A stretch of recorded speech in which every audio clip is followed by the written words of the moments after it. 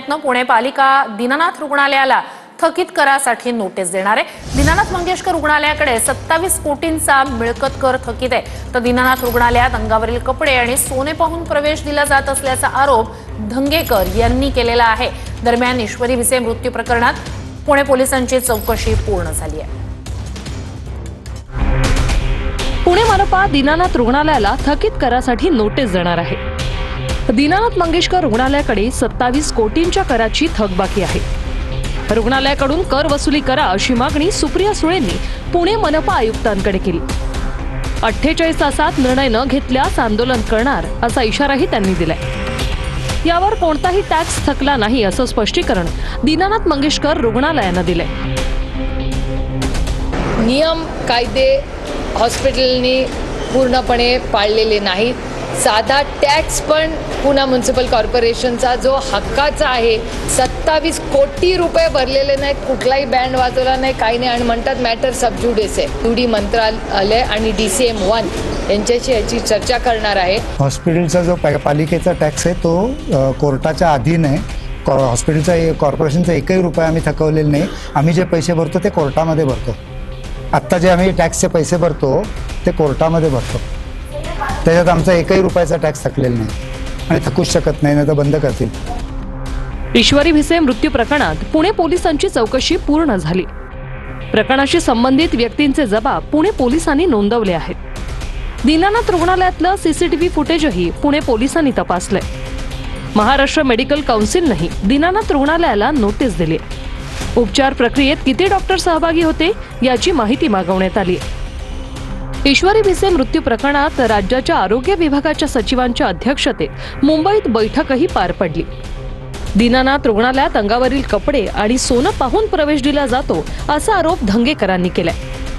त्या ठिकाणी बघितलं तर रुग्णांना कधीही त्या ठिकाणी सुविधा सर्वसामान्य सुविधा मिळत नाही। 25 तारीख हॉटेलच्या पुढचं त्या दवाखान्याचं सगळं सिस्टीम आहे। तिथं पेशंटचे कपडे आणि पेशंटच्या अंगावर असलेले दागदागिने बघूनच आतमध्ये त्यांना प्रवेश दिला जातो, नाहीतर त्यांना दवाखान्यामध्ये आत बी घेत नाही अशी परिस्थिती। रुग्णाच्या नातेवाईकांकडे डिपॉझिट मागितल्याची कबुली डॉक्टर केळकरांनी दिली होती। यावेळी केळकरांनी वापरलेल्या राहू केतू शब्दामुळे वाद सुरू झालाय। डिपॉझिट मागायची पद्धत डॉक्टरांकडनं नाहीये। हा आमचा ॲडमिशनचा पेपर आहे। त्या पेपरवर खर्चाचे अंदाजपत्रक असे लिहिलेले, हा छापील पेपर आहे। प्रत्येक रुग्णाला हा दिला जातो। डिपॉझिट लिहायची पद्धतच नाहीये।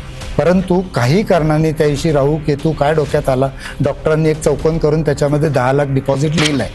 ही गोष्ट खरी आहे। राहू केतू हे देशभरात सर्वत्र घुसले आहेत। जिथे जिथे भाजपच्या विचारांचे लोक आहेत, हे जे म्हणतात राहू केतू वगैरे, हे सगळे मोदी शहा आणि भाजपचे अंधभक्त आहेत। आणि अंधभक्त हा धर्मांध असतो, त्याला सामान्यांचा विचारच करता येत नाही। त्यांच्या डोक्याला एक मेंदूला बधिरता आणलेली आहे या राजकारणामुळे, आणि त्यातून त्यांना राहू केतू दिसतात। पुढच्या घडामोडीकडे, मनसेची मान्यता रद्द करण्याची मागणी करणाऱ्या उत्तर भारतीय विकास सेनेच्या याचिकेनंतर मनसे आक्रमक झाले। भैयांना महाराष्ट्रात राहू द्यायचं का यावर विचार करावा लागेल असं संदीप देशपांडेंनी म्हटलंय। तर त्याला भारतीय विकास सेनेचे अध्यक्ष सुनील शुक्ला यांनी उत्तर देत देशपांडेंनी माफी मागावी अशी मागणी केली आहे। राजसाहेब ठाकरे, तुम्ही हिंदूंना मारायचा आदेश दिलेला आहे असं वाटतोय। राजसाहेब ठाकरे, आपण केवळ उत्तर भारतीय नव्हे, मराठी लोकांचा पण विरोधक आहे। म्हणून मी तुमच्या विरुद्ध सुप्रीम कोर्टमध्ये जाऊन ही याचिका केलेली आहे।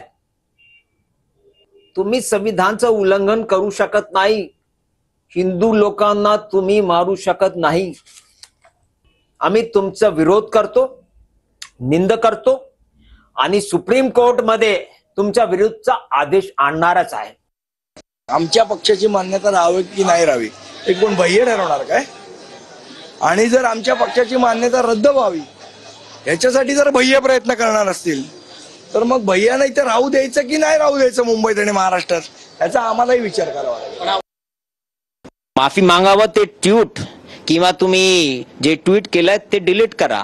मी एकच बोलतो, संविधान सगळं वर आहे। If you want to take the law and order in his hand, I will ensure that even he is sued. मी सोडणार नाही ह्या लोकांना। तुम्ही हिंदू विरोधी आहे, ते भैया वगैरे जे लिहिलंय ना ते मुद्दाम लिहिलेलं आहे। प्रत्येक जे कोण मला मेल पाठवणार किंवा धमकी देणार, व्हॉट्सअप करणार, ट्विट करणार, जे कोणी असू द्या, मी त्यांना आरोपी तर बनवणारच. तर मनसे कार्यकर्त्यांकडून धमक्या येत असल्याचा आरोप सुनील शुक्ला यांनी केलाय. पोलीस संरक्षण देण्याची मागणी सुनील शुक्ला यांनी केली आहे. दरम्यान सुनील शुक्ला हे उत्तर भारतीय विकास सेनेचे अध्यक्ष आहेत. मला आतापर्यंत कुठलाही प्रोटेक्शन मिळाली नाही. मी मनसेचे कार्यकर्ता जे त्यांना पण बोलतो, मला कुठलाही प्रोटेक्शन मिळाले नाहीत. महाराष्ट्र सरकारला कुठलाही प्रोटेक्शन द्यायची नाहीत. त्यांना विवाद पाहिजेत. त्यांना पाहिजे की एक हिंदू दुसरा हिंदूचा विरोध गेलं पाहिजे. या लोकांनी धमकी दिलेत, मी त्यांचं स्वागत करणार आहे. तोंडाने बोलणार, मी पण तोंडाने बोलणार. मी सनातनी हिंदू आहे आणि मला न जान न जमीन न जेल इसकी ना चिंता थी ना है ना रहेगी, वो कोई भी हो. गुणरत्न सदावर्ते यांच्याकडून एकनाथ खडसेंविरोधात महिला आयोगात तक्रार दाखल करण्यात आली आहे. महिलांचा अपमान केल्याप्रकरणी खडसेंवर गुन्हा दाखल झाला पाहिजे अशी मागणी सदावर्तेंनी केली आहे. तर गुणरत्न सदावर्ते म्हणजे बेगानी शादी में अब्दुल्ला दिवाना असं प्रत्युत्तर एकनाथ खडसे यांनी दिलंय. ह्या एकनाथ खडसेंनी सार्वजनिकपणे महिलांचा अपमान केला, त्याच्यामुळे या एकनाथ खडसेवर गुन्हा दाखल झाला पाहिजे म्हणून आम्ही राष्ट्रीय महिला आयोग, राज्य महिला आयोग, माननीय राज्यपाल महोदयांना सुद्धा तक्रार केलेली आहे. हा तुझ्या दम आहे ना, तू म्हणत होता ना अगोदर सुद्धा सन्माननीय गिरीशभाई महाजनांबद्दल की तुम्ही लावा ईडी, मी दाखवतो सीडी.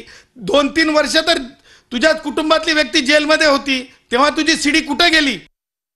हरकत नाही, गुन्हा दाखल करायला हरकत आहे. बेगाने शादी में अब्दुल्ला दिवाना तुमचे नार्कोटिक्स करावे असं पण म्हणताय बहुतेक. आता ते काय म्हणतील त्याला काय आहे. मोठा माणूस आहे, विद्वान आहे. एवढ्याशा विद्वान माणसाविषयी रिमार्क्स करणं मला लहान माणसाला शोभेचं नाही आहे. मी वारंवार सांगितलं की मी केलेलंच नाही विधान.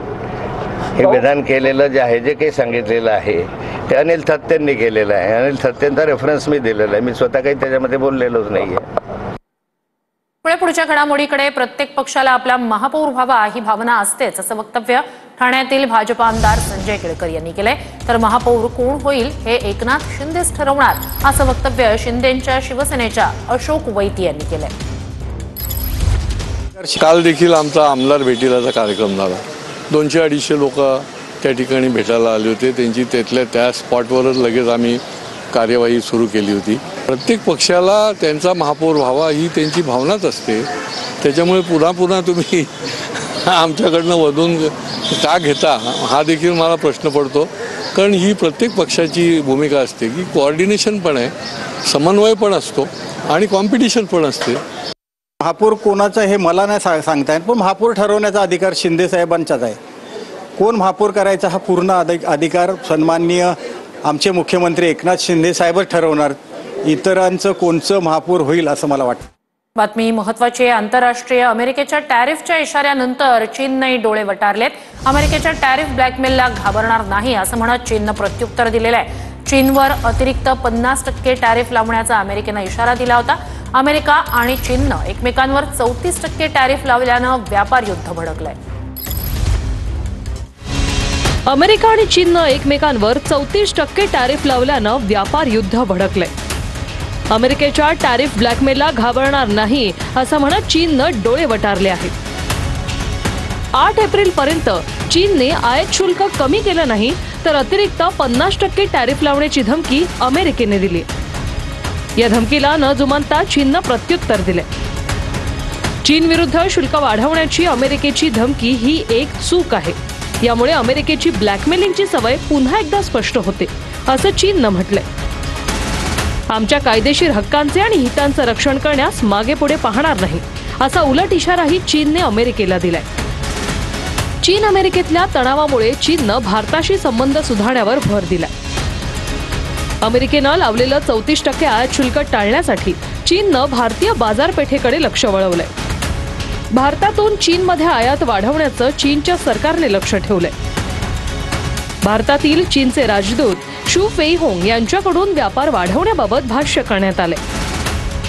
ग्लोबल टाइम्सला दिलेल्या मुलाखतीत शू फेईहोंग यांनी हे वक्तव्य केले. जिनपिंग यांनी राष्ट्रपती मुर्मूंना भारत चीन मधल्या व्यापाराबाबत संदेशही पाठवलाय. लवकरच भारत आणि चीन मध्ये व्यापाराबाबत चर्चा होण्याचेही संकेत त्यांनी दिले आहेत. सार्वजनिक बांधकाम विभागात अधिकाऱ्यांचं नेक्सस असल्याचा आरोप शरद पवारांच्या राष्ट्रवादीनं केलाय. अधिकाऱ्यांकडून राज्याच्या तिजोरीची लूट सुरू आहे असा आरोप सुनील माने यांनी केलाय. तर कॅगच्या रिपोर्टमधून लूट झाली आहे हे सिद्ध झाल्याचा आरोप राऊतांनी केलाय. मालक लूट करतोय म्हणून अधिकारीही लुटायला लागल्याचा आरोप राऊतांनी केलाय. महाराष्ट्र शासनाच्या या सार्वजनिक बांधकाम विभागात यांचे एक नेक्सेस तयार झाले आणि ते नेक्सेस सरकारलाच अधिकृतरित्या शासनाकडून आपल्या बँकेच्या खात्यावर पैसे घेत आहे. माझी माननीय मुख्यमंत्र्यांकडे एक मागणी आहे. राष्ट्रवादी काँग्रेस पक्ष शरदचंद्र पवार पक्षाच्या वतीने ही बेकायदेशीर जी राज्याची तिजोरी लुबाडलेली अधिकाऱ्यांनी, हा गंभीर प्रकार आहे. मला असं वाटतं हा तातडीने मुख्यमंत्र्यांनी थांबवला पाहिजे. याची चौकशी करून संबंधित अधिकाऱ्यांवर कारवाई करणे आणि पैसे वसूल करणे. कॅगचा रिपोर्ट आहे ना, हे सरकारचं ऑडिट आहे भ्रष्टाचाराचं. एकनाथ शिंदे यांनी हे खातं, नगरविकास खातं असेल किंवा काय, कशा प्रकारे लुटलेलं आहे आणि कशी लूट केली सरकारी पैशाची आणि मालक लूट करतोय म्हणून अधिकारी लुटायला लागले, हे स्पष्ट दिसत आहे. या सगळ्यांच्या चौकशा व्हायला पाहिजे.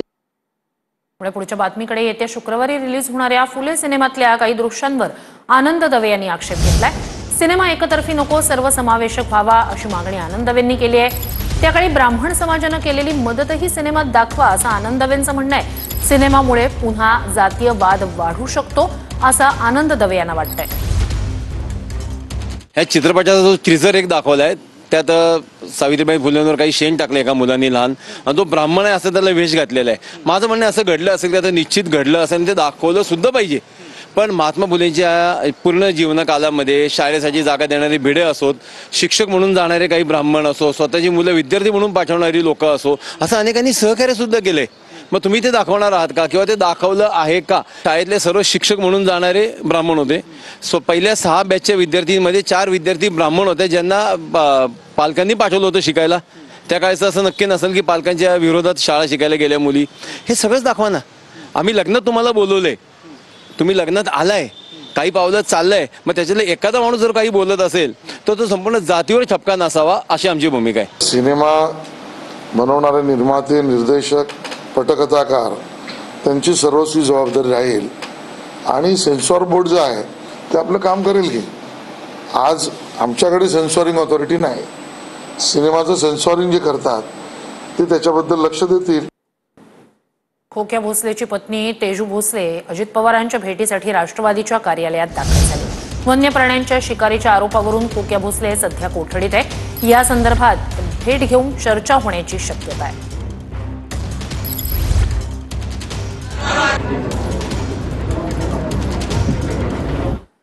तर सोमनाथ सूर्यवंशी हत्या प्रकरणात राज्य सरकारला नोटीस आहे. औरंगाबाद खंडपीठानं राज्य सरकारला नोटीस पाठवलेली आहे. पुढील सुनावणी या प्रकरणी 29 एप्रिलला होणार आहे.